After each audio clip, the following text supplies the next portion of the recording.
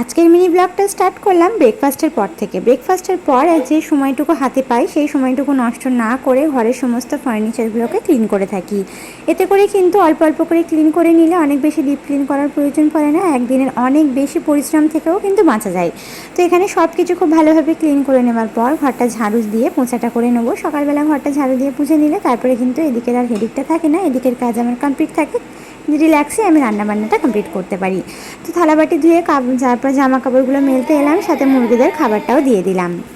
সাহেবা দিদি ভাই আর তোমার মেয়ের নাম তাসনিম, তোমাদের জন্য রইল অনেক অনেক দোয়া আর ভালোবাসা।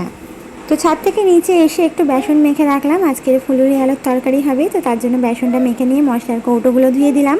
আসলে যেই জিনিসটা প্রত্যেক দিন ব্যবহার করব সেটা যদি পরিষ্কার পরিচ্ছন্ন না থাকে কাজ করতে ভালো লাগে না আর হাত দিতেও কেমন যেন লাগে। তো রান্না বান্না কমপ্লিট করলাম, সাথে গ্যাস ওভেনটা ক্লিন করে গোসল করে খেয়ে দিয়ে কিন্তু আজকের দিনটা এভাবেই কাটালাম।